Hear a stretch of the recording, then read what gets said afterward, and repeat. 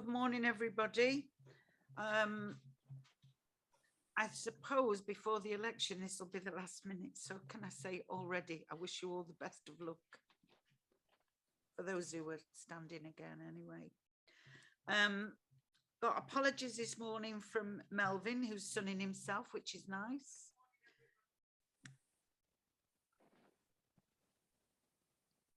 I've got an echo there. Yeah, yeah, it's gone now. It's fine. Christine, Anne, and David. Yeah. Any declarations of interest, please? No. I've got no urgent matters, thankfully. So we'll go to the minutes of the last meeting, which was on the 16th of December. And I'll go for accuracy first on page 5, 6, 7, 8, 9, 10, 11, 12, and 13. And for matters arising on page 5 and 6 and 7, 8, 9, 10, 11, 12, 13. No matters arising. Can I have a show of hands that these are a correct record? Thank you very much. We're going to go now to agenda item 6. And Tony, you're going to take this? Yeah, I'll kick off if I may, please, Madam Chair. Yes, thank you. Chair, Okay, so vary the order of business. Yeah, I'm sorry, but I have to tell you, we've jumped from 5 to 6 because Tony Ward has another meeting to go to, so that's why we're taking this first. Okay. yeah. Sorry. Okay, yeah, fine. So we're here today. That's myself, obviously. Tony Ward should be here soon if he's not already. Is already here, Tony. He is good. Okay. And, Andy Clark as well. Okay, so we're here today to explain and answer any questions on our council policy on the maintenance and pesticide application to verges and hedges. It's pretty well exactly a year ago that we're here. Actually, it was February the 11th we were here last year. So 2 days short there. So you've got the report there. In the appendices, the first appendix 1 is our policy on virgin grass cutting. Appendix 2 is about weed spraying and control and various alternatives. And from the various alternatives, we see really that we've got no real practical alternative to what we're doing at the moment. And in 3, there's a format best practice guide, goes into great detail. So I don't know whether you want to read all the way through that, but I'll hand over to Tony, then he'll say a few words. Thank you, Tony, and I think everybody's read it. Hopefully you have anyway. Thank you, Tony. Thank you, Chair. I mean, just want to say, really build on what Tony said. We tend to come to have a discussion about this.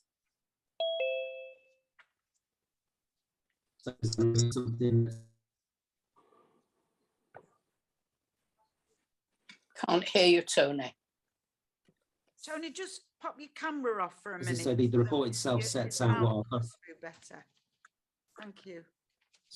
So are you struggling to hear me? Yeah, it was just breaking up a bit. I've turned my video off, Chair. Hopefully that will help. Yeah, so we have this discussion on an annual basis. So our policies, as Tony said, are attached to the report. Hopefully the report is fairly clear. It just describes our current position and our current policies.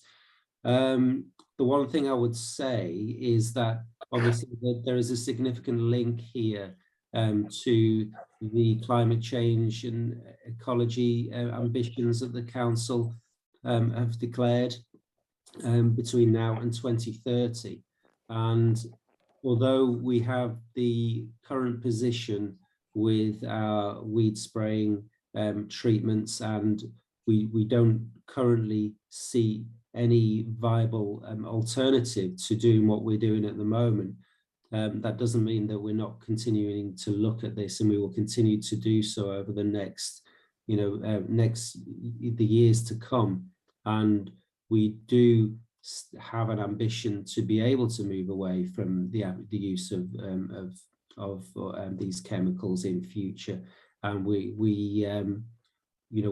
hope that those alternatives will come on stream, and we continue to work very closely with the Countryside Services in planning and public protection, who work very closely with Street Scene to look at potential alternatives, and we very much hope in the years to come that we may be able to trial some alternative methods with a view to to working towards those overall ecological ambitions. It's something that's very, very important to us as a service. But as I say, the request was made by members to bring this back for a discussion. So I think probably the thing for us to do is to open things out to members, and we can have a discussion and answer any questions, Chair, if that's okay. Yeah, that's absolutely fine. So, Emrys, would you like to come in? Diolch yn fawr, Cadeirydd. Diolch, Tony. Thank you for your presentation as well. Dim ond cwpl o gwestiynau mae gen i un yn y lle cyntaf am y cynnal a chadw a y mylon. Y ffordd o dim mae gen i'n am y glyphosate. Dyna i ddod â hwnnw nes ymlaen, dwi'n meddwl. Sydwch chi. A ddiolch i mi am fyny bach, o diwrnod ddŵr.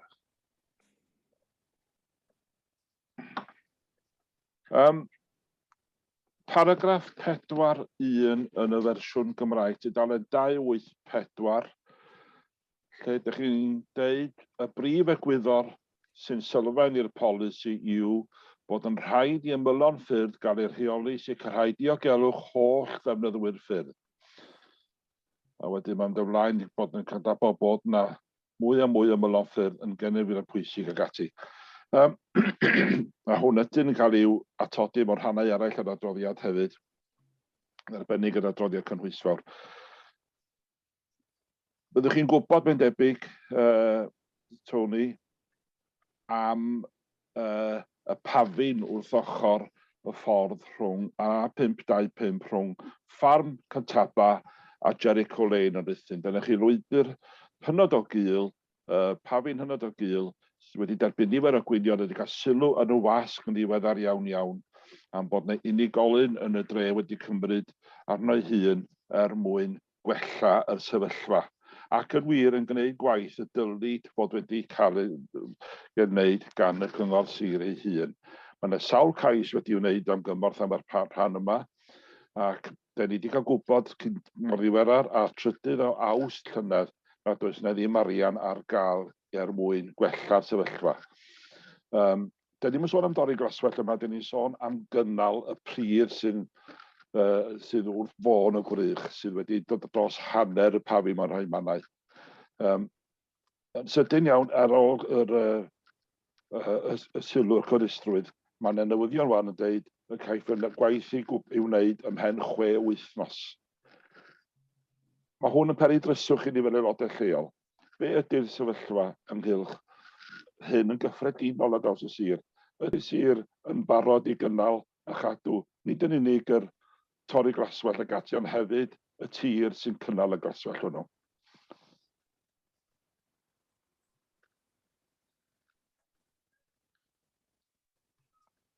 Want me to respond to that question now, Chair? Yes, please, if you would. This is a kind of not necessarily directly related to this report, but it's a very specific kind of issue. And I know with this one in particular, we had to have some discussions with other parts of the council, because we were looking into whether there was a possibility of that particular route having potential as an active travel route, and if so, you know, we didn't want to undertake any significant amount of work which would be abortive or kind of, you know, wasted if that did have potential, and we wondered whether it did. And then we know there was some local support for that. We've come to the conclusion as a council, it's not something that I lead on, active travel, but we've come to the conclusion that this probably wouldn't be suitable or wouldn't be eligible or a priority for funding for an active travel route, which is now why we've got that clarity. We have made plans to do some work there to improve that situation, and Emrys obviously referred to that.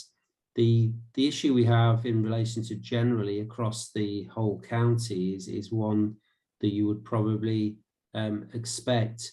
You know, we have a budget that we have, and we have a huge amount of highway network and therefore associated footpaths, you know, a huge amount, and we have to prioritize that budget in order to maintain that balance between you know, maintaining health and safety and looking at and prioritizing what the most important issues are at the time. And we simply don't have the resource to respond to everything that we might want to respond to immediately, and we have to, you know, we have to look at things and then get, you know, work out when and how we can do them, which is what we've done in relation to that specific issue.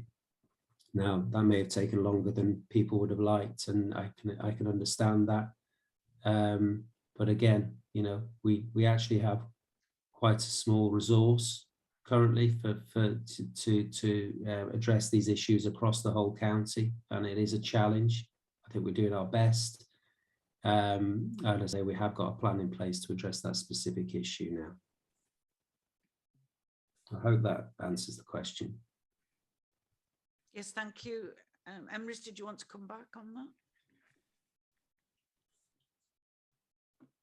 You're on mute. Dwi'n ymwybodol bod na gyfyngiadau ariannol ag ati, ond be sy'n pryderu fi ydy'r neges sydd yn cael ei drosglwyddo ni fel aelodau lleol, a wedyn y neges dyn ni'n darllen amdano fo yn y wasg wedyn, heb i ni fod yn ymwybodol o'r newid yn y sefyllfa hyn. Wedi am yn gwneud yn gwaith ni'n hawdd fel aelodau lleol, ac yn sicr dyn ni eisiau trio egluro i'r cyhoedd beth sy'n mynd ymlaen. Ond yn gyffredinol, ga i ddweud, o ran iechyd a diogelwch, mae gennym ni, a dwi'n siŵr bod yna draws y sir, mae naturiol dwi'n mynd i ganolbwyntio ar Rhuthun, a mae gennym ni ardaloedd yn Rhuthun, Pafinau ag ati, lle mae sydd yn cael i'w amddifadu i raddau helaeth oherwydd y diffyg ariannol hyn, ac pan mae yna waith yn cael ei wneud ar y ffyrdd, y ffordd sy'n cael y sylw penna yn hytrach na'r Pafin yn aml iawn. Dyn ni'n ddiweddar iawn yn y sir wedi llwyddo i glusnodi arian ychwanegol tuag at y priffyr. Wel, dwi'n mawr obeithio bydd yr arian yma hefyd yn cael ei ddefnyddio mwyn gwella ein troedffyrdd yn Pafinau ac ati ar hyd a lled y sir, ac wrth gwrs yn naturiol o'n rhan yn hun yn ardal Rhuthun. Dwi'n gweld bod llaw bob i ffil i fyny, so ni'n synnu bod gen i eisiau ychwanegu at yr hyn dwi'n ei ddeud. Diolch yn fawr. Could I just come back, Chair, just to say that this isn't actually the purpose of this paper today, and you know, Andy Clark has come with me to present this paper today, but this issue doesn't fall under Andy's remit and isn't the subject of this paper. Tim Powers is responsible for highway and footpath maintenance, and it's not actually, doesn't come under Andy Clark's remit at all. And this paper is about verge cutting and weed spraying. So that whole debate about highways and how the budget is used and the balance between footpaths and roads is obviously important, but it's not why we've come here today. Okay, point taken there, Tony. Just to say, I did notice in Sarn Lane leading to the hospital that they are cutting back the overgrowth from the verge onto the road. I noticed that when I was there yesterday, particularly, and I thought, oh, that's good. So Tony, The other thing I would say, Chair, is that me and Tim are currently coming round to all the mags to have a discussion about the highways programme.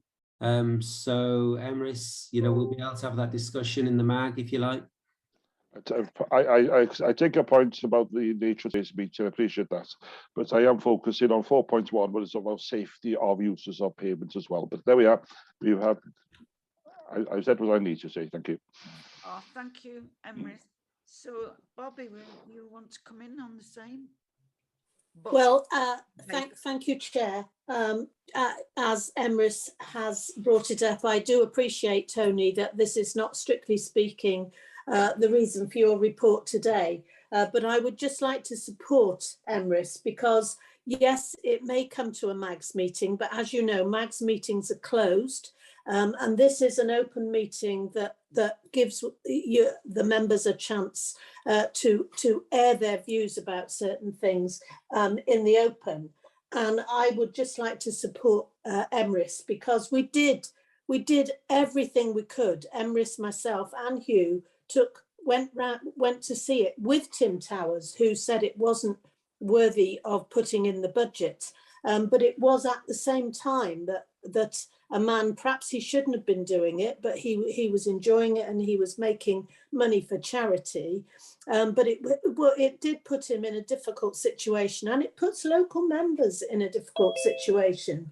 And I would like more understanding from an officer point of view of how difficult it is to explain to people that such a simple thing. And I might add, this is a route I have used myself on quite a few occasions, and you can only walk single file on a path that you should be double, and you certainly can't walk a pram along it, so it is dangerous. And we are always talking about health and well-being and walking and safer routes, and here we are with something so in your face that everybody sees it on a daily basis being managed by a member of the public. So I support Emrys for bringing this up, even though it's, shall we say, slightly off-piste. And apologies, Tony, I know this is not your remit this morning, but I hope you will be understanding of members' concerns. But Bobby, I have no. Let's move on to the actual thing now, because I've got a few people wanting questions on the actual paper that we've received and the report. So can I ask now for Rachel to come in?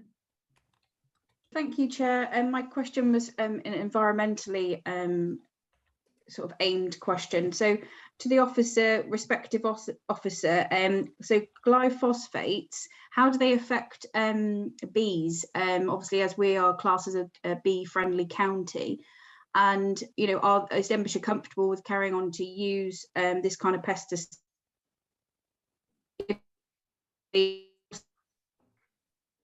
Our natural water courses having the glyphosates. Thank you. Question, Tony? Okay, Rachel started to crack up a little bit there, but I got the gist of the question, I think, and Andy will no doubt want to come in here, but it's just as a kind of overview. I think in an ideal world, we wouldn't feel the need to use these chemicals. Given the very clear strategy that the council has around climate change and ecology, the issue we have at the moment is finding a viable alternative to do what is a very essential job.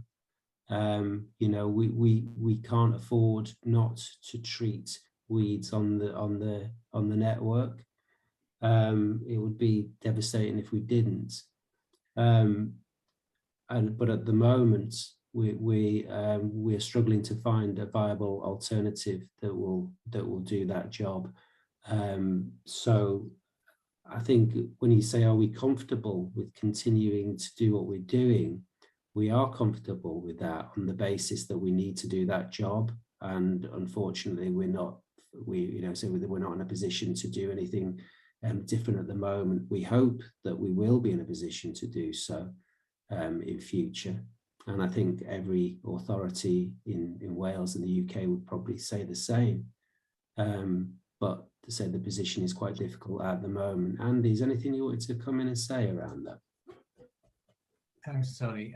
Just to add to that, really, most of our weed spraying treatments we have reduced over the years now from 4 to 2 on an annual basis, which has made a big difference. Most of our spraying treatments are limited to urban areas within the 30-mile-an-hour zones.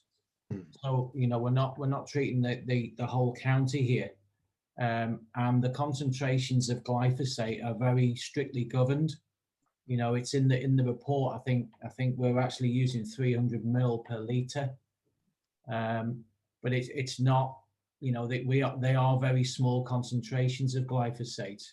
We've been doing quite a lot of work on this with our existing contractor, who also, and they've undertaken trials for Wirral Council of various alternatives as to try and remove the emphasis and reliance on glyphosate. So we are working with them and we've working alongside Countryside colleagues in Countryside Services to come up with some trial sites as well as housing.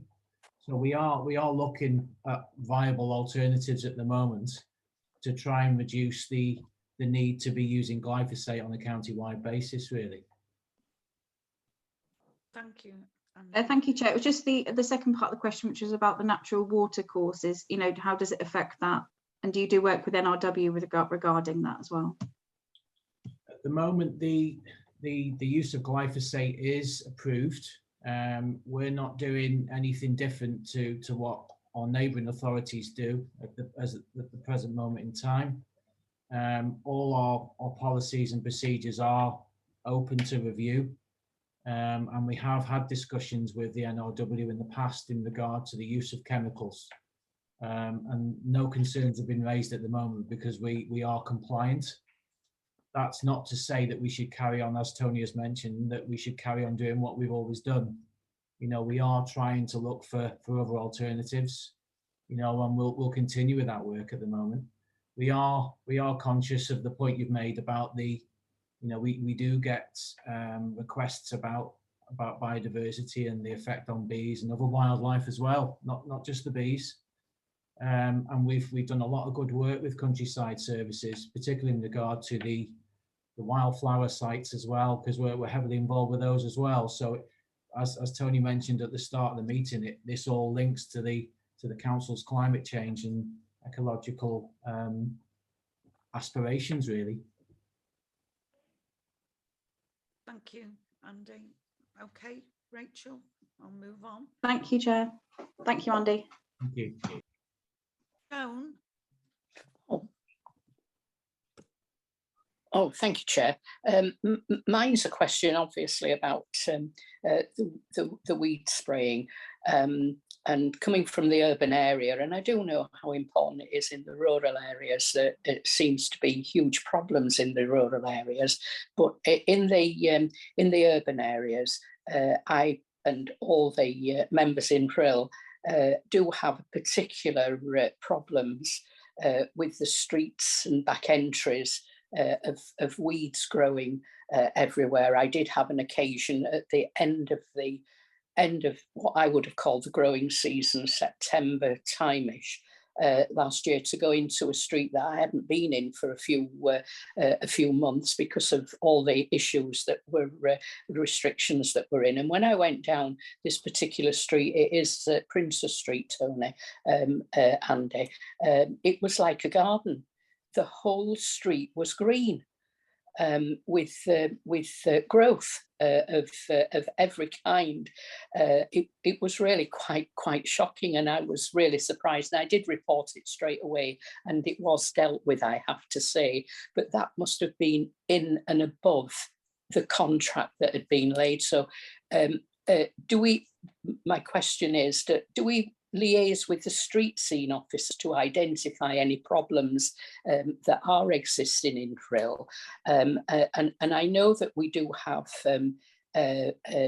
town members and that could liaise with the street scene people as well in the growing season. And when we do lay a contract with a contractor, can we have a programme of work? Because in the growing months, we have, where all the real members I know are inundated with calls reporting, oh, the back entries, all the different areas are massively overgrown with weeds, and some years it's worse than others, and of course last year was quite bad.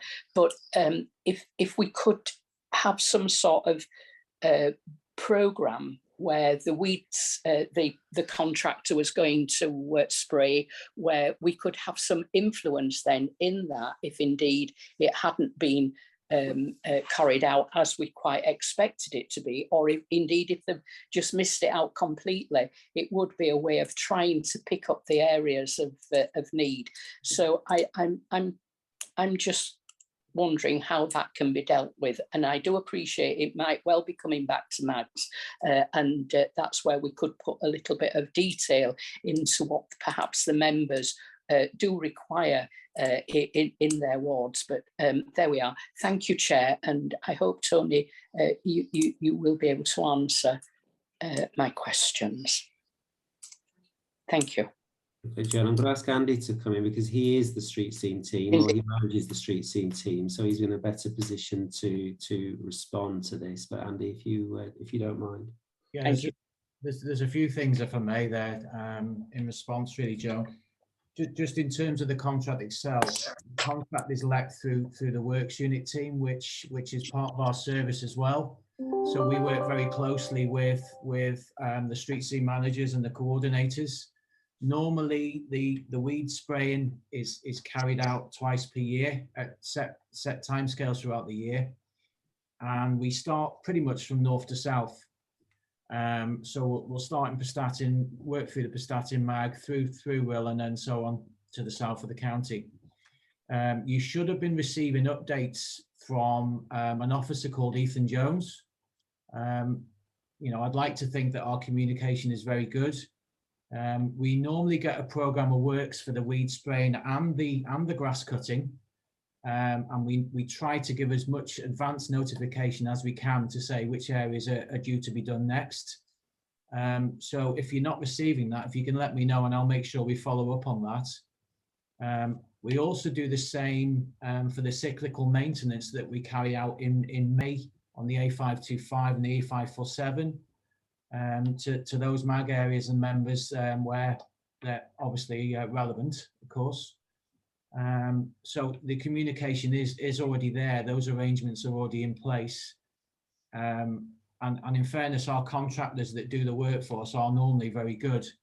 But as I say, I'm more than willing to follow that up for you if that remains an issue.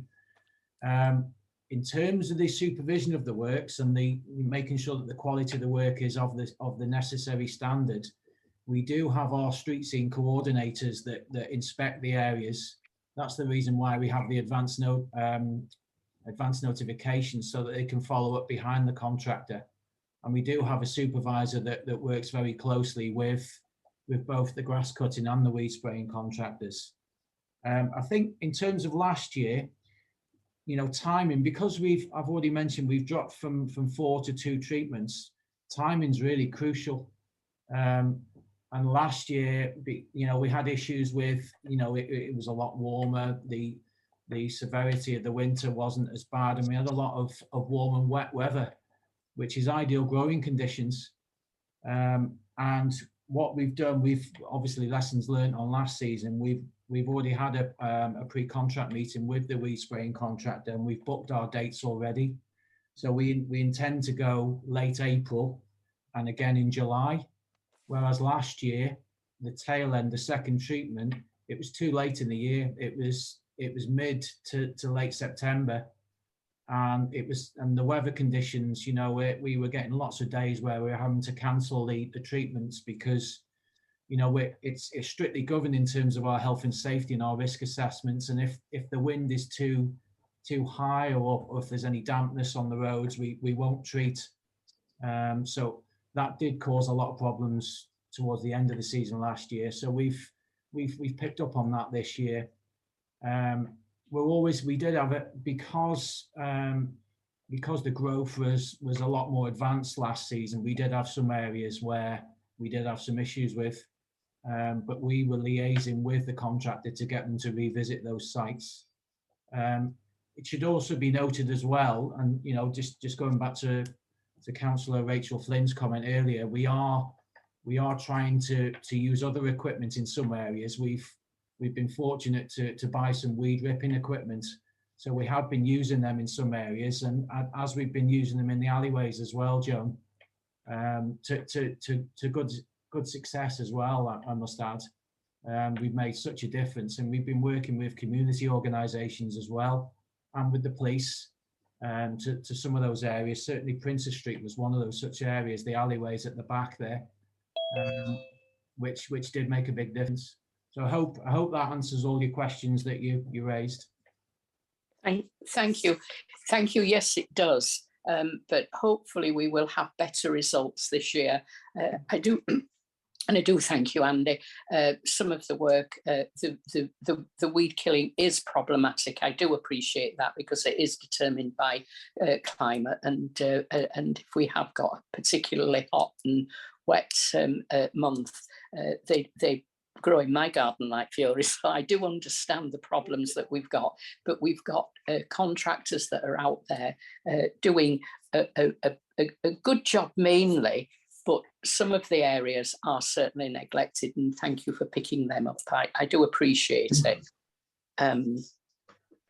But you've just mentioned one problematic area, and consequently, if we liaise perhaps with the landlords there, because the landlord in that particular street is predominantly our provider. It is Clwyd Allen, and if we liaised with I'm sure they get reports back from their tenants that we shouldn't have these problematic areas in the future. We should communicate better with the community and experience what they experience and try to alleviate it in the future. But I do thank you, Andy. I do appreciate the work that you do. Thank you. Thank you, Joan. Tony, did you want to come back? Tony Ward. Yeah, I just wanted to say, Chair, thank you for coming to me. We're obviously we're in a little bit of a dilemma with the weed spraying treatments. I think, as Andy said, you know, we've reduced from 4 to 3 treatments, then down to 2 annual treatments over recent years, and obviously that's good from an environmental perspective, because we're using a lot less chemicals on an annual basis to treat our weeds. The trouble is, it's much harder to control the weeds with 2 annual treatments than it was with 4. So, you know, that we are seeing, and you will see, as we do, more issues with weeds now than you would have done several years ago when we were doing 4 treatments. But it'd obviously be very difficult for us to reverse that strategy now and to start increasing the number of treatments again, increasing the amount of chemicals that we use. Because, you know, that would be hard to justify from an environmental perspective as much as anything else. So it is a dilemma, but you know, we recognise what you recognise, that, you know, we do often have issues now because we're not treating them as much as we used to. No real answer there, but I just wanted to highlight that, really. Thank you, Tony. Now, Emrys and Rachel, you've still got your hands up. Yes, yes, I need to speak. Mine's come back up. Yes, I'm waiting for a question as well. Yeah. Can I go now, Chair? I've got my hand up as well, Chair, or did have. Yes, I've got you coming. I just wondered whether those were old hands or not, Rhys, but you can come in now. Okay, thank you. Thank you very much, Chair. Our discussion this morning seems to be very wide-ranging, but can I break the tradition, please, and come back to the document that we're meant to be scrutinizing. I've read this document. I'm very happy with it. I'm happy to approve it. I'm not sure whether, as a scrutiny committee, we need to have this coming back every year, but I'm very happy with this report and its contents. Thank you very much, Chair. I would like to come back to something which Councillor Rachel Flynn said. As I don't know, I may be the only beekeeper in the room, but I have no problem with glyphosate. Glyphosate is a systemic herbicide. I'm very concerned about insecticides, but glyphosate I don't have any concerns over. Neither does the US Environmental Protection Organization or the EU Food Safety Organization. And I think these attempts by our officers to respond to concerns by thinking of all these other methods of getting rid of weeds, I don't think they are going to go anywhere. Glyphosate is a chemical which does the work very, very well. And for anyone who is concerned as to whether it's a carcinogen or not, it's in the same group of probably carcinogen chemicals as is the wood from the smoke from your wood burner, the creosote from painting your shed, red meat, and tea and coffee over the temperature of 65 degrees. Thank you, Chair. Speech over. Thanks, Rhys.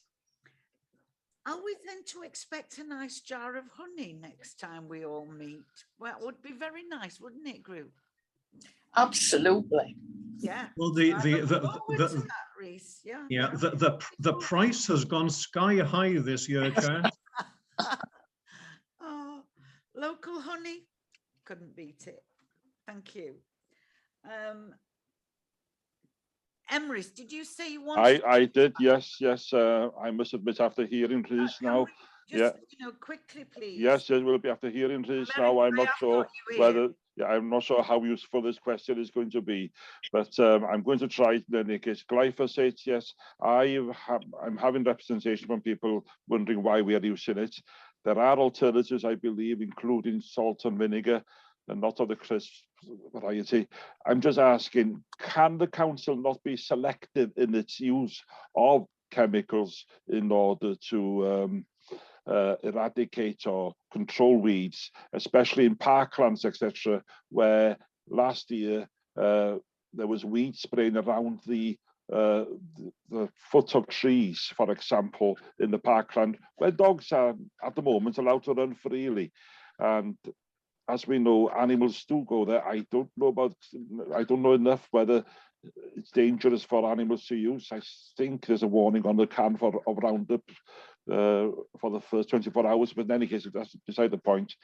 Can the council not be more selective than they are possibly when it comes to areas like parkland and things where control of weeds is essential? Thank you. Is Andy going to answer that? Just in terms of you've mentioned the vinegar, acetic acid. That is one of the trial options that we're working with our contractor at the moment. They've done a trial over in Wirral, in the Wirral region. The only downside of that is the smell, of course. So it's there are downsides to some of these other alternative methods. You know, that is one of the areas that we're quite keen to trial. I guess the recent conversation we had with our contractor was that we're going to select a site somewhere where we do have issues with weeds, and we're going to treat half with glyphosate and half with this acetic acid option and see how it performs. But we're not going to just look at those two in isolation. We are going to look at other options as well. So as I say, rest assured, we are taking this seriously, and we are trying to do what we can to identify suitable alternatives, really. Right, thank you, Andy. Now, Rachel, did you want to come back? Very yes, please, Chair. Just a question for Andy, really. As this is partnerships, we have on our ward in Brys, we obviously part of my ward backs onto the railway line, and we've had an issue with Japanese knotweed a couple of years ago, and I think the general consensus is that Network Rail aren't keeping on top of their weed spraying, and that's something that I would like Denbighshire to take back and approach Network Rail about, obviously, because if we are going to lessen the amount of treatments that we have each year, probably not from as many that we're having, I would just like to know that the issue won't get worse. So that's something I'd like Denbighshire to take back, if that's okay. Thank you, Rachel. I think that's something, as you know, you can take up outside of here as well, really. Yeah. Okay, thank you. Merrick, I will let you in now. Popeth yn iawn, Madam Cadeirydd, a diolch yn fawr i chi am eich amser i wrando arna i. Ga i ddiolch hefyd i Tony Ward am gadarnhau mae trafod polisïau cynnal a chadw ymylon ffyrdd a gwrychoedd a gwasgaru pla y laddwyr. Mae hwnnw'n ddod yn olaf, wrth reswm. Diolch am gadarnhau hynny. Mynd yn ôl i tudalen 284, 4.1, a mae o'n deud yn dydy y brif egwyddor sy'n sylfaen i'r polisi yw bod yn rhaid i ymylon ffyrdd gael ei reoli i sicrhau diogelwch holl ddefnyddwyr ffyrdd. Dyw hwn ddim yn sôn am chwynladdwyr yn unig, mae'n sôn am y gyffredinol y fanna, yn tydi? Ac os gai wybod be ydy ystyr ymylon ffyrdd gan bod chi wedi rhoi cwestiwn pen ddaru cynghorydd Emrys Wyn godi problem. Be ydy ystyr ymylon ffyrdd yn y ddogfen yma? Ac troi droso wedyn i atodiad 1, tudalen 2 sef 288 yn yr adroddiad 1.6. Ar y diwedd, ac i hiw, sy'n ni'n hoffi chi ystyried bod angen ychydig bach mwy o eiriau i 1.6, sef ar y diwedd, ac i hwylistod cerddwyr allu sefyll oddi ar y ffordd darmac ac i feicwyr rhag cael eu taro gan frigau neu berthi crafog. Mae hwnna'n broblem yn yr ardal tu allan i'r trefydd, neu yn y trefydd ran hynny, gyda gwrychodd yn tyfu drosodd, perthi'n tyfu drosodd, a perthi gwyllt yn y gefn gwlad. 3.2, lle ceir ymylon ffordd llai nag 1 metr, nid yw y tyfiant cryf, sef coed perthi yn cael ei torri i 1 metr o uchder. Pam? Be sy'n digwydd i da chi'n torri rhyw 19 modfedd o laswell, a wedyn da chi'n gadael i'r tyfiant sydd yn aml iawn ar dir y cyngor, ddim ar dir preifat, dyfu allan dros y ffordd. A dwi'n teimlo ddylai chi'n newid hwnna. A mae o'n dangos yn atodiad tri hefyd yn dydy, 317, adran B, Zone A Swath Cut of Limited Wildlife Value mae'n cael ei alw. Hefyd, wrth eswm mae ar y dyrndoes gyn adran y ffyrdd sy'n torri ymylon tyfiant dros y tarmac.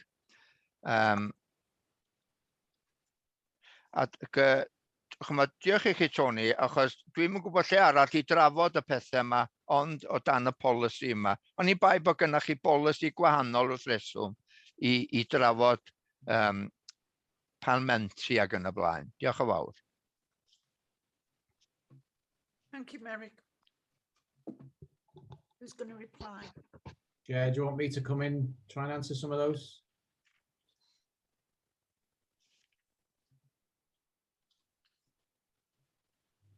You're on mute, Jeanette. Sorry.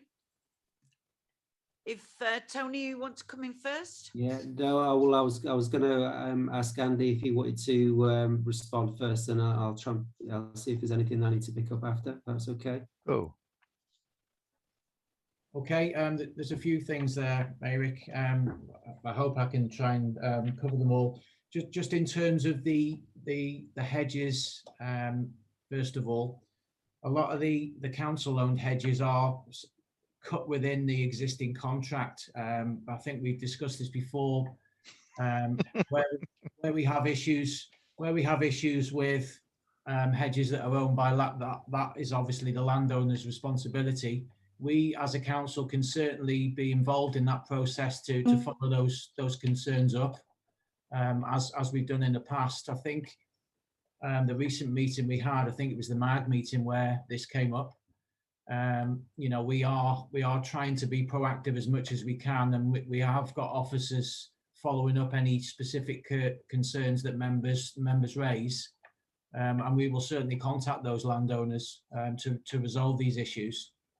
In terms of the cuts, we do exercise the right, which is listed within the document, to ensure that the health and safety issues are largely making sure that we maintain visibility at junctions for the road user as well as the pedestrian, to make sure that, you know, if we do have valid concerns in some areas, then we exercise the right to cut those areas more frequently as deemed necessary. But again, that's subject to the discretion of the supervisor that's assessing the complaint. We do check all the areas after the grass cutting on the first cut and the second cut later in the year, and all the areas are inspected on a regular basis to make sure that we don't have ongoing concerns. And in fairness, we do normally follow up all those issues because obviously they're health and safety matters. Again, just in terms of the grass cutting, we do in some areas cut back to boundary, mainly for visibility reasons, but we only tend to do that every 2 to 3 years. But again, we don't do it across the whole network. We only cut back the 1 metre swathe, which is in line with the policy. A lot of areas, it's not necessary to cut back more than that 1 metre, and it obviously that's in keeping with the work that we're doing on the wildflower sites as well as the biodiversity as well. We don't think we should be cutting back too far because there is no need for that. But again, if health and safety matters are raised, then we will obviously look at those. I think that covers most of the comments that you made, Merrick. I hope it does. Happy, Merrick? Not really, Chair, but I think me and Andy will have to have a quiet chat together about what we call 1 metre width, etc. Diolch yn fawr, Andy. Thank you, Merrick. Just to come in there, Andy, on something you said. You know, where you leaving it for 2 or 3 years where it grows and grows, I thought that if you cut it back at least once a year or 18 months, that the meadow effect would be much better. I think if you just leaving it to grow on and on, I think we'll end up with just a lot of grassy, ugly sites. Am I right, or am I wrong? Yeah. I think a lot of our sites, the back to boundary, the width there isn't sufficient to warrant that anyway. A lot of the roadside sites are quite narrow in places, so the 1 metre swathe, it isn't much more than the 1 metre swathe. The exception is junctions, really. We would, you know, and also the cyclic maintenance work that we do on the dual carriageway. You know, the policy on that used to be that we would cut back every 3 years back to boundary. We try to follow that where necessary, more for safety reasons, and it's also a fire risk. If the grass gets too long, you know, there's a potential issue there as well. So, but you are right. You know, what we tend to do with the biodiversity in the grass cutting, we let the grass grow, and then it has to be cut within this specific time period towards the end of August or early September to enhance the area and allow it to grow and develop as best as possible, really. Yeah, I didn't want to really touch on the meadow effect, but it is important that it is more pleasing than everybody ringing us up and saying, oh gosh, it looks an absolute mess with lots of grass. So I did think that cutting back more regular would enhance it rather than make it look right. mess. And remembering it also, long grass, you get fly tipping, and it can become a problem as well, really. So I would hope that you would be able to, within your budget, think about cutting it back probably more regular than 3 years. That's hopeful. Okay, everybody, I'm going to go to the recommendation. I think we've really talked really well on it. I know Emrys wants to come back, but I do need to move on. If you can make it just one word. Very quick, yes. Just to confirm now, please. Grass is cut, and then it's often left to rot itself into the ground, and it's supposed to be beneficial. It does have its problems as well.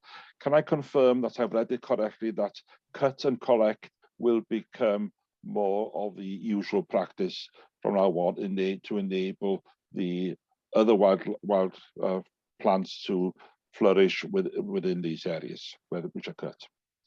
Thank you, Emrys. I'll just let you reply, Andy. Yes. Yeah, in answer to that, Emrys, yes, yes, it will. We currently have 75 sites that we've been working in conjunction with Countryside Services. That will be expanded to 105 this season. A large proportion of our roadside verges are included within this project, and the cut and collect regime, basically we've been successful in gaining funding from Welsh Government to buy a specific piece of equipment to cut and collect the grass at all these sites, and that will be done late August, early September. Right, thank you, Andy. I'm going to go to the recommendations now. We've given it a good debate, and I'm pleased about that, and thank you for all your answers, Andy and Tony. But the recommendation is that the committee examine the current policy and make comments and recommendations as deemed appropriate, and I hope you'll take some of those on board. Okay, anybody proposing that for me? Reese, thank you, and Rachel seconded, thank you. All right, thanks very much. Welcome back, Pab. Thank you. Yeah. Thank you. Now I'm going to go back to item 5.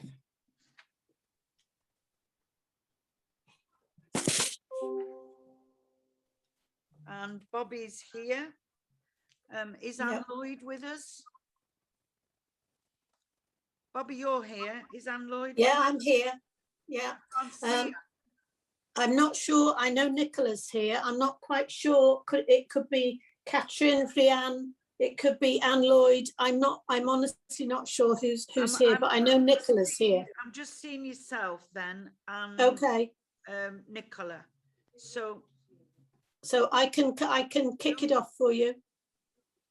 Hugh, where are you? I can't see you either. He's here as well. I'm here, baby. Welcome, Hugh. Okay, are you going to start, Bobby? Yes, I'll start. I'll turn my video off just in case of problems. Thank you. Okay, good morning to Jeanette and everyone. As you can see, this is a fairly lengthy, detailed report, but I'll just give a broad, quick overview to set the scene, so to speak.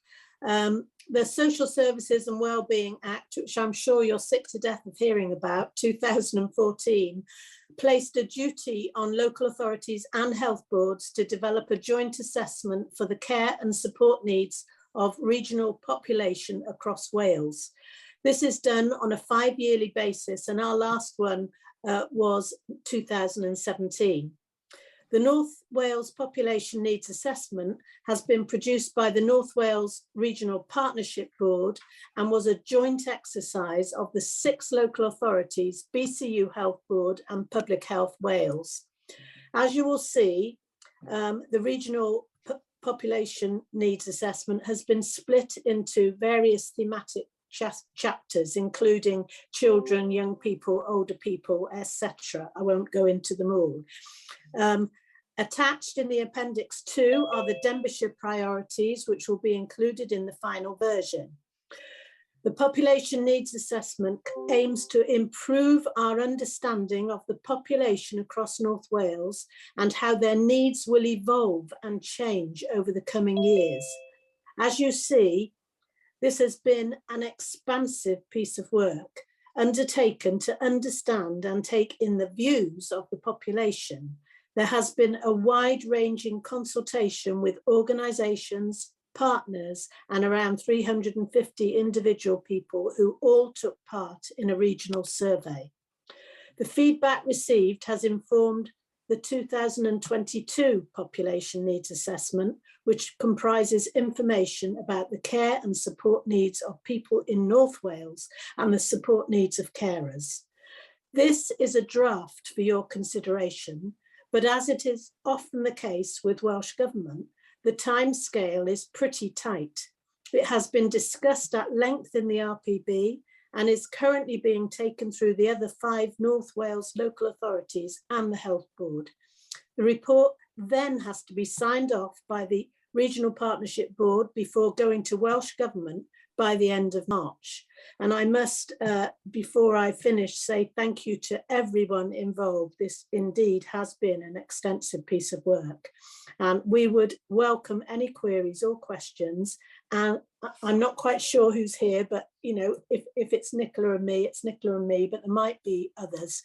I'm not quite sure, but please feel free to comment on the report as you see it. Thank you, Jeanette. That's enough from me, I think. Oh, thanks, Bobby. Does Hugh want to come in? No, thank you, Chair. I think that the Right Honourable Bobby Feely has done a cracking job there, and I think we'll let the scrutiny take place, I think. Okay. And Nicola? would you like something? Anne has joined us now, and Anne has been leading on this piece of work. I don't have anything further to add, actually, as Bobby's covered an awful lot of that, so happy to go straight to questions unless Anne wanted to add anything specific. No, I just think there's just some key local messages for Denbighshire, which obviously we included in the paper, because obviously it is a North Wales regional document, but each local authority is going to have some key local messages in there. So it was just to highlight that we do have some priorities that we've included as part of the population needs assessment. But other than that, just happy to take questions or answer any queries. Okay. Anybody, any questions? Emrys? Would you like to come in, Emrys? Here we go. Yeah, I've got my voice there now. Yes, mae gen I nifer o gwestiynau mewn gwirionedd, I'm gofyn nhw I gyd. Ond diolch Bobby am yr adroddiad. Mae'n deud yn y adroddiad, dwi'n meddwl mae tudalen 58 yn y Saesneg, 60 yn y Gymraeg. A dwi wedi mynd lawr wylod y paragraff adran dy, lle mae'n deud mae'r plentyn yn anhebygol o gyflawni un neu fwy o ganlyniadau personol y plentyn, oni bai mae'r awdurdod lleol yn darparu neu'n trefnu gofal a chefnogaeth i ddiwallu'r angen, neu mae'r awdurdod lleol yn galluogi'r angen i gael ei ddiwallu trwy wneud safiadau uniongyrchol. Yn cwestiwn i ydy, pa ddarpariaeth sydd yma ar gyfer bobl ifanc yn Sir Ddinbych, ac gawn ni enghraifft yn gyffredinol, dych chi'n eisiau enghraifft lle mae bobl bosib adnabod unigolion wedi dall hynny, enghreifftiau cyffredinol o ddarpariaeth sydd ar gael. A hefyd, yr ail gwestiwn yn gysylltiedig ydy, oes yna ddarpariaethau gwahanol ar gyfer y plant hynny sydd ag anghenion mwy cymhleth?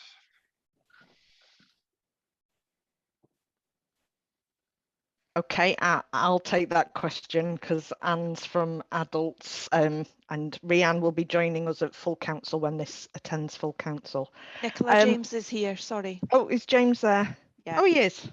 Sorry, James, welcome. Thank you. Do you want me to take that one now then, Nicola, yeah? Yes, please. the answer is there are provisions in place. Obviously, some of those have had challenges in operating over the last 2 years because of the restrictions. But we do have a range of community provisions that are provided for different cohorts. Some examples would be young carers. Because you're breaking up. Thank you. Sorry. Just turn your screen off so we can hear Okay. you. Thank you.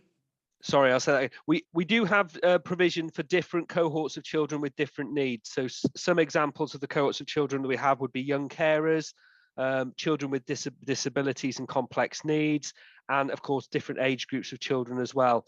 So for example, young carers, we do have a range of groups that are run by our commission service, Wicked Young Carers, and they run sort of a variety of things from weekly groups, one-to-one support, and occasionally things like out-of-bound visits and trips out and things like that as well. For children with disabilities, we have a range of things. For the most children with the most complex disabilities or health issues, we commission services through Barnardo's Cymru to deliver a holiday play scheme for those children. And for children with lower level needs, we run a work in partnership with the childcare setting. So we run some sessions specifically for children with additional needs during the holidays. The types of things that we do does change depending on the funding available. We take advantage of funding streams that come in. So for example, over the summer, we had the Welsh Government provided the Summer of Fun funding, and currently until the end of March, we've got Winter of Wellbeing funding for children with disabilities. So there are a variety of additional types of things being run at the moment, specifically for children of young people, including music sessions, dance sessions for sort of deaf and visually impaired children, day activities within partnership with the Denbighshire Leisure Services and Stand North Wales in the leisure centres across Denbighshire. So there are a variety of things going on at the moment, perhaps more than usual because of the additional funding that's coming in from the Welsh Government. But most of the services provided that are out there are, you know, elements that have been developed through working with the third sector and community support in the main. Does that answer your question? Yes, it did. Diolch yn fawr iawn. Thank you for a very comprehensive answer. Diolch yn fawr iawn. I can't see any of the hands. Mae gen I question arall, Cadeirydd. I got another question if I'm allowed. Sorry? I got another question if I'm allowed. I've seen Rhys. Okay. Am I doing it or is Rhys doing it? You go first. Yeah, okay. Dyna fo, diolch yn fawr. Os gai sôn wan am blant sydd yn derbyn gofal, looked after children. Mae tudalennau 73, 74, tablau 23, 24 yn cyfeirio at y nifer o leoliadau sydd wedi cael ei gosod ar gyfer plant sydd yn derbyn gofal yn 2021. A mae tabl 24 yn rhoi sylw arbennig ar faint o blant sydd yn cael gofal o fewn yr awdurdod. A dyna lle ydw i am ddod i mewn y fanna ysmedrai. Mae Cyngor Sir Ddinbych, mae'n dangos 71% o'r plant sy'n derbyn gofal yn cael gofal o fewn yr awdurdod lleol. A wedyn mae hwnna'n uwch na 66% a 68% sy'n Gymru a Gogledd Cymru. Ydy swyddogion Cyngor Sir Ddinbych yn fodlon gyda'r ffigwr o 71%? Neu oes yna raglen wedi cael ei osod yn ei le lle mae'n posib dod â'r ffigwr hynny yn uwch eto i fod yn nes at y 100% fysa'n ddelfrydol, ond ni'n gwybod yn realistig mi fysa ffigwr o 80% ac y fwy yn dderbyniol hefyd. Diolch. Can I answer that one, Chair? Yes. We always look, where possible, to keep a child local if the circumstances allow, because obviously keeping them in their local community, local school, friends, networks, all of that is really important. But sometimes those placements, often directed by the court, may be out of county for a specific reason, and that reason is usually in the child's best interests. So it might be another family member, a kinship carer, who lives out of county, or it might be a specialised placement, which is, you know, a particularly niche provision which doesn't exist within our county. So it's a mixed picture, but we always look to make a placement in the child's best interests. And if we can do that within our local community, then we do see the benefits of that for local children. But if we do place out of county, it's because we believe that's the right thing for the child. Diolch. Yeah. Thank you, Nicola. Rhys, would you like to come in now? Thank you, Chair. I love this sort of report with graphs and tables and charts, as you know, so I don't know how long you've got, but I've been trying to shape my questions as to its relevance to us here in Denbighshire. But I've got a number of questions. If I could just have a brief answer to each one, and then I'll move on, if you're happy with that, Chair.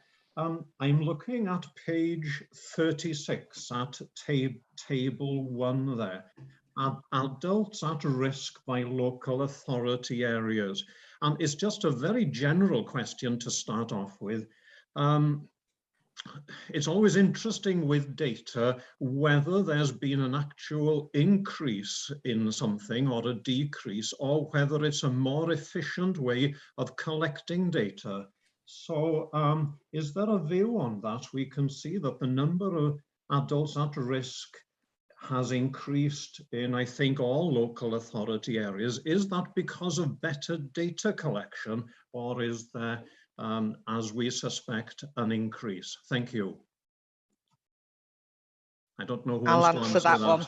Okay. Each question individually. I know you said you've got quite a few, so. Yes, so these are reported. So it's not actual incidences, because they'll be investigated. I think we have to look at this in the context of it's really good if people have concerns to report those concerns. So we have, as a region and as a local authority, we've actively encouraged people to report where they suspect an individual is at risk. So there is a certain amount which is due to that, but also the change in legislation which came about in this time with the Social Services and Wellbeing Wales Act, but then also the relaunch of the Wales safeguarding procedures. So I think there's an awful lot here, which is around better communication, better relationships with partners, and a more transparent referral system. So I think that's what these figures will show you, Rhys. Okay, thank you, Nicola. In the light of what you've just said, if we look at table 2, the number of children on the Child Protection Register, there's quite a decline in some counties like Anglesey, Gwynedd and Flintshire, and a slight increase in Denbighshire. So again, what lies behind that sort of figure? And this isn't relevant to Denbighshire, but for Conwy's figure to actually appear to have doubled, is that because of the lack of reporting previously? Thank you, Nicola. I can't comment on another local authority's figures. I wouldn't want to do that because I'm not exactly sure. In terms of Denbighshire's figures, our numbers in Denbighshire have remained relatively the same, between kind of 75 and 90, and we're still round about that figure now. So that's, you know, I think that's a consistent figure, which is something we strive for. There has been a national push from Welsh Government to reduce the numbers of children on the looked after register, and so again, you know, no one comes into working in this arena to take children into care unless it's absolutely necessary. But we do see variations in numbers, we do see fluctuations. you know, a family moving into the area, a large family, 5, 6, 7 children, if they all need to go onto the register, then, you know, that can make a big difference to figures within Denbighshire, because we're one of the smaller local authorities. So again, there's always a story behind these figures, and, you know, Rhiannon and in the corporate parenting forum would have no problem in talking you through some of the circumstances that have led to our increases and decreases over time. But for me, the positive message is, you know, I have absolute confidence that our practitioners do the right thing for the child. We only register children when it's absolutely necessary and it's in their best interests. Okay, thank you very much. With your patience, Chair, just 2 brief questions. I'm going to move right towards the end of the report, table 41, page 147. The percentage of adults participating in physical activity. First column, active for less than 30 minutes in the previous week. And I realized that a lot of this is self-reporting. Am I right? People who've responded to a questionnaire, I'm not sure where these figures come from. And the figure for Denbighshire is higher than anywhere else. So 37% say that they're less active for less than 30 minutes in the previous week. I was just wondering whether we should refer all of this to Denbighshire Leisure.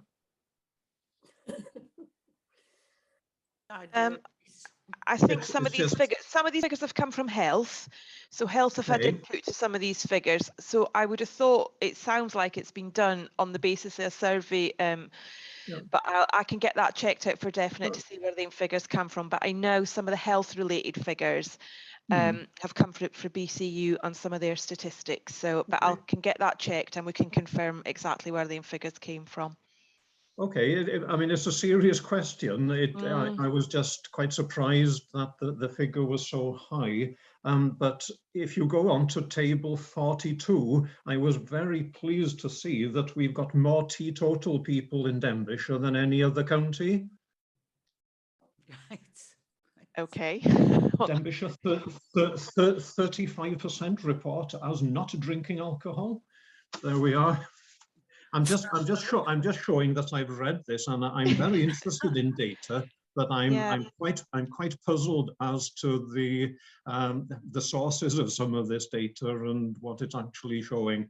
But it's a very interesting report, and in terms of the necessity for this data as we move on with our corporate plan into the new council. I mean, I think this is very, very important, and it's a basis for all sorts of different plans for the coming 5 and 10 years. So I think it's a very important document and a very interesting one, and an awful lot to take in. So thank you very much for that report.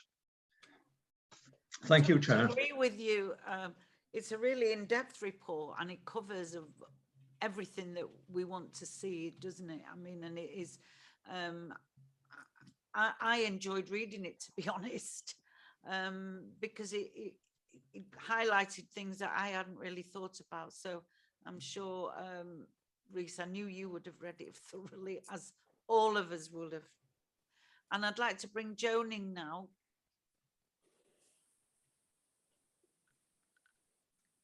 Thank you, Chair. One of my questions has been answered on the looked after children, but first of all, I would like to thank the officers for this really comprehensive draft report. So that means that, you know, it is a live document and it can be added so in the future. So I do welcome it. And thank the officers for bringing it to us. But going on the questions on the looked after children, Nicola did answer the questions, some of them, but going on from that, how we're still having huge impact on the council of out of county placements. I don't know whether that would be relevant to the report, but it has to be taken into consideration because it plays a huge part and it's so expensive. And we were to bridge the gap, as it were, in making some provision within our county. I didn't see anything in the report that touched on that, Nicola. So I just wonder, could you touch on that? And the other one about activity is really quite important, because I do find myself with not as active as I used to be. And so I can imagine that someone with really physical and problems as they grow older. So my other question is that are we now going to lead on daycare provision, or if we're not going to do that, how are we supporting the independent providers of daycare? Because I think that this might well be something in the future that we should be plugging into, that has been dropped off, if you like, over the years. Because we were going down another path. If you remember, Nicola, we were enabling. We weren't leading on this. So could you just answer us where we as a county are moving in them two directions? Thank you. Okay, I'll pick up the out of county placements, and if Anne can pick up the daycare issue. And James may want to come in on the out of county placements. I think we always look where possible to provide care for a child with their own family, if it's safe to do so, or with foster care, and therefore, you know, provision within a children's home is something we'll consider, but we do try and exhaust other options first. So therefore, you know, there are providers of children's residential care that operate in our county, and therefore there's more provision than we require ourselves. So there are children placed in the county from other parts of Wales and other parts of the UK. It will be interesting to see. Welsh Government are currently looking at a not-for-profit change to children's residential provision in Wales. Yeah. Whilst I support the principle of that, I do have concerns. Oh, sorry, I'll turn my video off. I think it's the Chamber's speakers on. Yeah, someone. I'm okay now. So I do have concerns that it will drive out some of our good providers of children's residential care, but that is something we'll be keeping a very close eye on. Does that answer the question around the out of county placements? It's always a very sensitive issue, isn't it? Yes. And how we commission them and the stuff in and around that.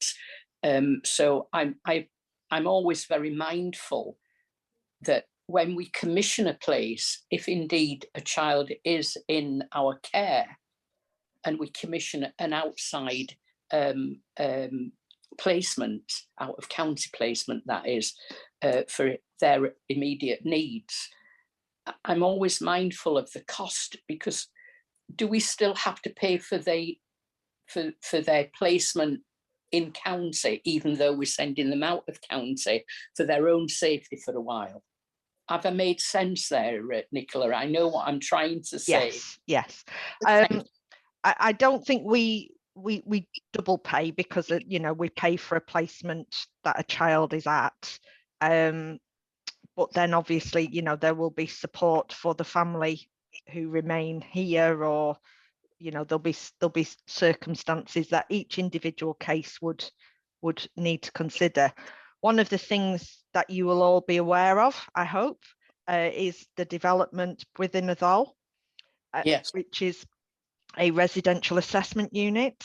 So it's not a children's home, it's not a residential home, but it will be a tool that will allow a child, a young person, to have a residential stay for a period of time, which will then allow us to have a really intense therapeutic support to that individual child and their family to enable them hopefully to return home or to return to an appropriate placement. So that development is something that we're really obviously invested in, but we believe it is the right thing for Denbighshire and the right direction of travel for children's services. Can I just ask then, Nicola, if I may, Chair, if I could just ask that on this residential stay, it's to assess the child's and family's needs to move on. What cost will that be, Nicola? Is that the brinazole costs? Yes. Well, the therapeutic team, the multidisciplinary team that we already have in place. So that's from our existing staff team, and we've had some additional resources to that team funded from Welsh Government monies. In terms of the build, the capital build money is coming from Welsh Government capital, and the ongoing running costs are something that we are looking to, we're working on at the moment because it's not built yet, but we're working on that at the moment. So there will be running costs to that, which we will share with Conwy and Betsy Cadwallader University Health Board. Thank you. Thank you. Sorry, Nicola, for interrupting. It was just that I wondered how it would the stay at the assessment centres, because that will be quite an expense for the child to fulfil his need or their needs and the families. But thank you for that. Sorry, I interrupted you. Anne, do you want to pick up the daycare issue? Yeah, okay. So obviously over the last couple of years, a lot of your daycare provisions been closed because of the COVID situation. And we've obviously tried to find other activities and ways of engaging people and making sure that that social isolation and loneliness is addressed. Moving forward, or since the introduction probably of the Social Services and Wellbeing Act, it's very much about trying to achieve people's outcomes and what they want. So a lot of that is trying to get people engaged in local community activities as well as, you know, daycare. So if daycare is a provision they want, we have still got some daycare provision across the county. Probably not as much as we had previously, because as I say, a lot of that is trying to get people engaged in other community activities. But we do still have the provision of daycare. Certainly in the main towns across the county. Does that answer that, Joan? And I think moving forward, we would obviously review the need and demand. If we needed more, then we could always look to source it if we needed it. But at the moment, it does meet the demand that we've got. So we're not commissioning any? We've got some that we already have. So we've got some provision, as I say, in the main towns, but we've not got any plans to commission any new at the moment. But if that demand was there, that's something that we would review. But a lot of people, you know, we try and get people involved in other community activities as well, if that's relevant to them. It depends what that the individual wants. So again, it's trying to achieve outcomes for individuals. And for some it is daycare, but for others it's not. So it's very much, you know, demand led. Indeed. Who is doing the assessment, Sam?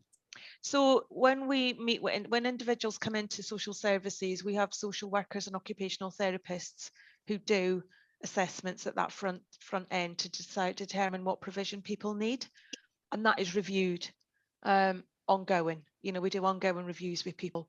It's not just what you need as you first join us, but we continue to review what people need. So that assessment is ongoing. Thank you. Thank you. Okay. Right, thank you. I've got Emrys who wants to come in, and then Bobby. Okay. Diolch yn fawr. Okay, diolch yn fawr, Cadeirydd. Cwestiwn am addysg yn y cartre a cwestiwn am dementia sgennau ni. Cwestiynau yn y ddau achos. Elective home education. Mae'n debyg bod hwn wedi cynyddu cryn dipyn yn ystod y cyfnod y Covid. Oes gan cyngor Sir Ddinbych gofrestr o'r plant sydd yn derbyn addysg yn y cartre o ddewis o'r orfodaeth? Dyna'r un gwestiwn. A wedyn, os bod yna gofrestr, be ydy'r camau diogelwch sydd yn ei lle mwyn sicrhau bod plant sy'n derbyn addysg yn y cartre yn cael yr un amddiffyniad a disgyblion y plant sydd mewn canolfannau addysgol. Dyna'r cwestiynau addysgiadol. Mae ofyn y cwestiwn arall hefyd os gai am dementia. Early stages of dementia. Gwaith mewn llaw, work underway, mae dweud yn adroddiad. A dwi'n gofyn, fedrwch chi ymelaethu ar beth ydy natur y gwaith yma? A pryd, oes yna bosib i ni gael gwybod bellach pryd mae dementia yn derbyn y diagnosis? Fel arfer, mae'n gallu bod yn hwyr iawn yn yr cyfnod y cyflwr cyn i'r diagnosis gyrraedd. Be ydy'r trefniadau yn ei lle er mwyn cael diagnosis cynnar, os bosib?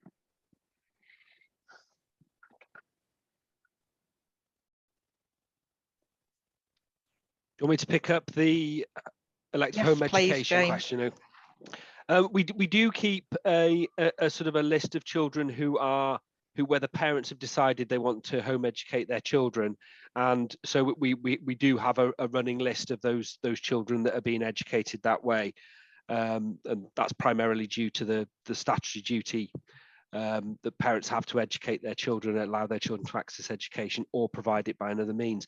Now, in terms of sort of the safety checks there, that is a difficult question because then they are not getting the same level of visibility as a child who's attending school regularly.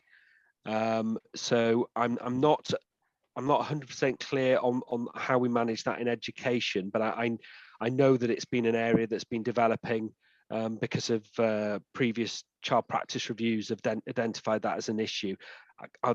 Where we stand today, though, I haven't got a current update. I think it's fair to say that, you know, as a local authority, with schools and governing bodies, we manage children's education and ensure policies, procedures, safeguarding, etc. are in place. In an individual own family home, we don't have the rights or any legal responsibilities to do that. What we do have, though, is the ability to check a child is receiving the education provision that is required. And we also have responsibilities along with other colleagues to ensure a child's health and well-being is maintained. But, you know, I think it's fair to say most home educated children and their families, you know, have no concerns. So, you know, like any other family, why would local authorities go knocking on the door unless concerns were raised? So we do have staff who are responsible for working and supporting families who choose to electively educate their children at home. But as James said, it's very difficult if they're not in a school setting. We don't necessarily have sight of that child, and it has been a concern directors of social services have raised, as has the Children's Commissioner for Wales. But it is a family's right to do that. Gai ddod yn ôl? Okay, in relation Just in relation to the dementia question and the early stages of dementia. So obviously that's a joint work between us and health, because obviously, you know, the diagnosis has to happen through a health, through the health services. But we have now got a team of dementia social care practitioners. So where we think somebody's got a diagnosis of dementia or are going through a diagnosis of dementia, then we've got dementia social care practitioners who will work specifically and are trained specifically to work with people that have got dementia or as I say, are in that early stages and waiting on diagnosis. I think there's still work to be done to improve that, and I think there's quite a lot of work to be done to probably educate about getting people, you know, that early diagnosis as soon as possible. So whilst we're on a pathway to it, I still think there's more work to be done, but certainly we've got an increased amount of resources looking at, you know, working with people with dementia than we've had previously. And there's much more awareness now with dementia, isn't there? You know, we've got dementia-friendly services, we've got dementia-friendly towns within Denbighshire. But it's definitely through our joint working with health and that partnership work to try and get that diagnosis done as soon as possible. Yes. So that is the work that's underway in that aspect. Then. There is work ongoing, but I think there's more work to be done to get it where it needs to be. To come out. Just a quick reaction, if I may, to the response to my previous question about the education. If before standing in front of the classroom, I've been involved with pupils, other people's children, I had to be checked officially, as we all teachers, etc. Anybody who deals with children have to. I understand the difficulties of getting into people's homes for safeguarding, and I understand also that most children pupils will be safe in their own homes. Unfortunately, there will always be exceptions, and those are the ones that would be of concern, and those are the ones that will actually drive policy in the end. Can I come in on the back of the education, if I may? Yes, I had you down for coming in next to you, so carry on, yeah. Thank you. Just to come back on Emrys's query there, the difficulty is that the Welsh legislation, the Welsh law, is what prevents us from having more control about education at home. So that is the challenge that the local authority have got. But having discussed this with fellow cabinet members around Wales, I think Denbighshire have a very good understanding of the numbers and information regarding home education children, and therefore I think we're in quite a good position, is that we have a relationship with a high percentage of them, and we have an understanding helping them sit exams, etc. Regarding safeguarding, I think Nicola and Bobby will probably remember this. I think there was an audit on payments to families to help them with situations with children, and the audit was flagged because we hadn't CRB'd their parents before making the payment.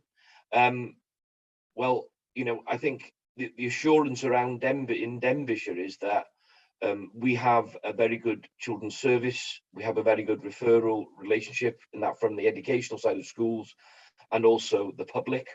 And we were fortunate enough during lockdown to see our referrals actually decrease because our relationships were that strong across the piece. So I just want to give you some assurances that the safeguarding processes that we have in place for children in general is good, and we continue to keep our relationship strong with those parents. Yeah. Thank you, Hugh. Bobby? Sorry, Jeanette, I just put my hand up a while back thinking it was coming to an end, and I just wanted to make a couple of points, but I'll do it anyway. I just wanted to flag up that there is a much greater emphasis now from the RPB on children, and to that effect, on the 15th of March, the RPB is actually launching a children's subgroup, which will focus even more intensely on children and young people and their families. I've been on the RPB for several years now, well, since its inception. And we've focused a lot on adult services and adult care, and they are moving towards more of a focus on children and young people. So I think that is a good thing, and it's reflected in your questions, because I can hear a lot of the questions coming out of the assessment population needs is about children. And just to say what Joan actually said before me, is that the document is live and additions will be made as we go along, and we are getting a more and more comprehensive knowledge of people across the region and across Denbighshire as years go by to help us work out how best to deal with whatever situations people have in life. So it was, you know, I'm not asking a question or anything. I'm just sort of filling in a few gaps that I've been thinking about as people have been asking their questions and hearing the answers. Oh, thank you, Bobby. Can I just ask a quick question? I noticed on a few pages, but on page 130 at the top, I know that we've established that people want to live in their own homes longer. But does that mean, you know, could that be why people are not getting out and about because of daycare drop-in centres? How are we fixed with that? Because we no longer have our own within Denbighshire, but we was going out to private. How are they being run? The daycare drop-in centres? Yep. So as I say, we've still got daycare centres across the county. I think, yeah, they're mostly run by external organisations. We haven't seen a drop or a significant increase in numbers attending that. And I think, you know, people living longer in their own homes is about trying to keep people independent as long as possible. And that's goes back to what I was saying to Joan's question. You know, we try and engage people with their communities as much as possible as well, and other community activities that are going on. So whilst daycare might be right for some people, for others it's not. And we're trying to be as innovative and creative as possible to help people achieve the outcomes that they want to achieve. And if they want to do something a bit different, then we try and work with them to achieve that. So it's very much led by the individual now as to where we go, whereas maybe previously we had more limited choices of what people could do, and it was, you know, daycare was maybe just one of them, whereas now we really sit and try and understand what matters to that individual and what it is they want to achieve, and how is that best done to suit them. So I think we take a much more personalised approach than we've maybe done previously. Oh, thank you. And that's through the Social Services and Wellbeing Act. But that's where we're at, Joan. So I hope that kind of clarifies it a bit for you. Yeah, I just wanted to make sure that all these people are staying in their own homes. Yeah. Are not. And can I just add in there, Jeanette? Yeah. Jeanette, Yes. you know, it's been so difficult over the last 2 years, after what we've been encouraging, and not only just encouraging, but seeing happen over the years before that. The pandemic almost set us back because people were not able to socialize and do all the things that make life worth living. And so gradually edging people back into that situation, you know, is taking place now, slowly but surely. But as Anne says, there is so much more on offer now in different ways, completely different ways to what we've been used to in the past. And just on dementia, can I just mention that our CRTs also include the CRTs being the teams that look after people in their home situation, also include dementia practitioners as well.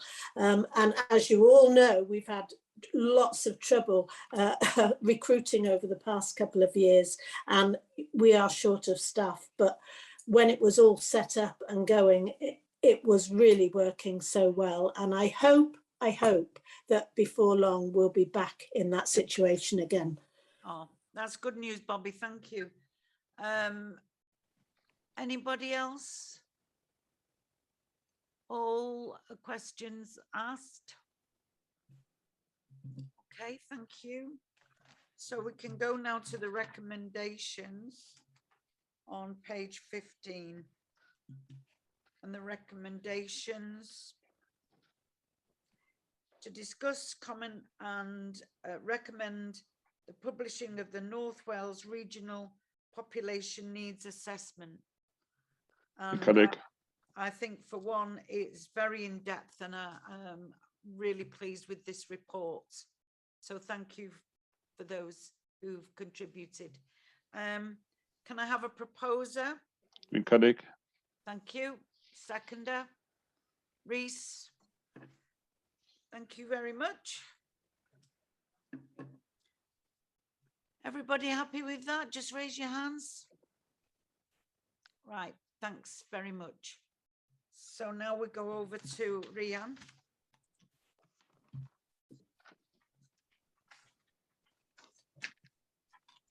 The scrutiny work programme, Rhian. Yes, thank you, Chair. Yes, this is your usual and your unusual, if you like, forward work programme report, because you'll see in Appendix 1 the committee's forward work programme as it is, and you'll also note that the next meeting, which was supposed to be on the 7th of April, is not being held due to the pre-election period. So in effect, this is your last meeting of this council's term of office. There are items on the forward work programme for the new committee to pick up from the summer onwards, and at the last scrutiny chairs and vice chairs group meeting, they added one item for the autumn, and that relates to partnership working in mental health. So, which will be a really important item with the focus on mental health at the moment. But otherwise, I haven't got anything else to report to you. I don't know if members have got any questions. Could I just ask whether it is appropriate or not? But I think that we should be looking at the new Alexandra Hospital.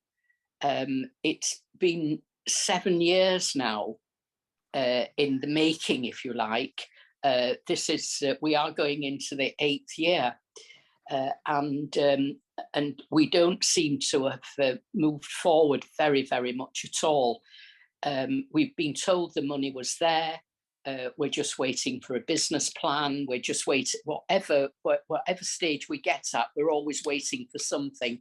So I wonder, could we put that onto the Forwards Works programme so that, and I'm not anticipating, we can never, the electorate are very fickle. We never know how our elections will do. So when we return, it might be a completely different council with different members, but I don't want us to lose the momentum. Well, it's not really a momentum, is it? It's just never moved forward. But I don't want us to lose that this is something that we should be pursuing vigorously in the new council, because we have waited for it for that long. So I wonder, could we put that onto the Forwards Works programme at some stage in the early months of the new council? Thank you, Chair. Jeanette, could I just come in briefly there, or Rhian? Yeah, I was just going to say that there is a process for putting something on the forward work programme, which is if you complete that form in Appendix 2, we can then, you know, take it to the scrutiny chairs and vice chairs group, and then they'll decide if it goes on the forward work programme. Any items does have to go through that process, but please fill one in, send it to me, and then we'll have it ready then for the new council. Just briefly, Jeanette, I think Joan's been very generous saying 7 years. It's more like 14 years, double that. That it's been on the cards. And when I first heard about it, it was going to be up and built and ready by 2017 and ready for use. So I think you're quite right to query what's happening. But what I do know is, because obviously I've queried this at the highest level I can in terms of North Wales, and that's the CEO of the Health Board and the chair of the Health Board. And they have written to Welsh Government, who've had the business case for in excess of 3 or 4 months, and haven't actually, and apparently they are reviewing their capital projects. So, you know, Nicola and I are going to follow up with a note of our own, aren't we, Nicola? We haven't done it yet. We were going to do it a fortnight ago. I don't know whether she's still here. But we're going to follow it up because it, as you say, Joan, has been far too long.